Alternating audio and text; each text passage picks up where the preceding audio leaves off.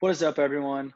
Welcome back to another episode of The Fantasy Football Addicts. It's Dawson, your host, and today I'm going to be doing a player profile for you guys.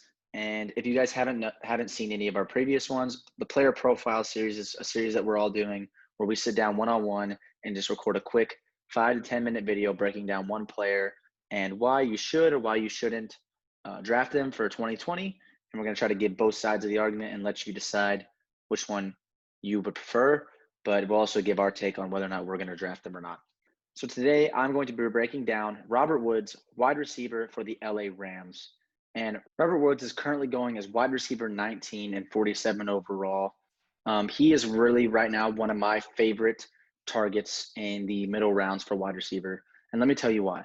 So last year, Robert Woods finished as wide receiver 14 in PPR, and he has consistently performed in the top 15 and outperformed his ADP over the last few years.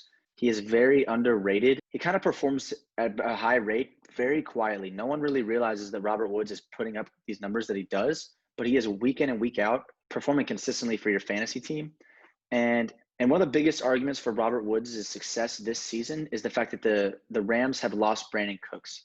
They're losing 126 targets this year. That's 11th most in the NFL. And I think those targets are going to be divided between Cooper Kupp, Robert Woods, and Higbee/Everett.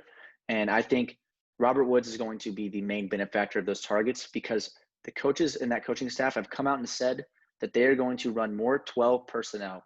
For those of you who don't know, 12 personnel is the 2 tight end set. So they're going to run 2 receivers on the outside and 2 tight ends. Part of that is to make up for their offensive line, which is not very good. So they're going to have to throw those tight ends in a lot to give Jared Goff time to throw the ball. But this benefits Robert Woods greatly because it pushes Cooper Kupp out to the outside, doesn't allow them to have a slot receiver. And Cooper Kupp, as we know, is a better slot receiver than he is an outside receiver. So I don't think he's going to perform as well as a lot of people think he will. And so that's going to make Robert Woods the wide receiver one. I think he's the clear-cut wide receiver one in that offense as far as production this year. And I know that's going to make a lot of people mad that Cooper Kupp isn't, but Robert Woods is used to playing on the outside, guys. While he's not a big deep ball threat, he is used to playing on the outside. Another argument for Robert Woods is he is due for positive touchdown regression. And the only negative argument that I see people use for Robert Woods is, he doesn't catch a lot of touchdowns.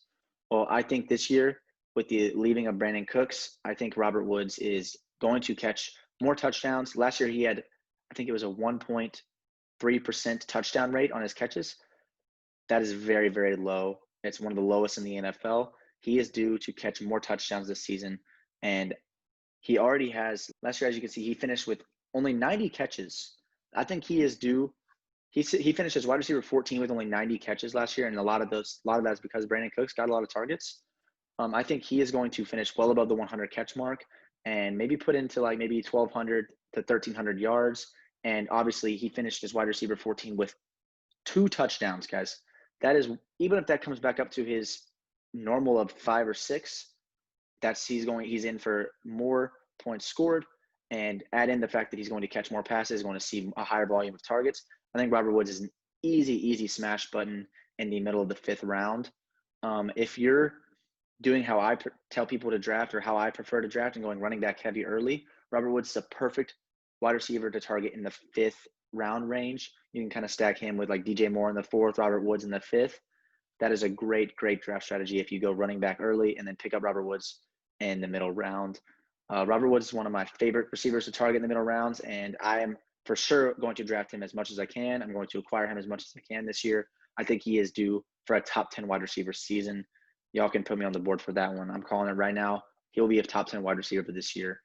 Besides the lack of touchdowns, I cannot think of a negative argument for Robert Woods. He's not going to see an overwhelming amount of defensive coverage because they still do have Cooper Kupp and the 2 tight ends. So they're not going to be able to just focus all their attention on Robert Woods, and he's still going to see a large target share. So I don't see very many negative arguments for Robert Woods.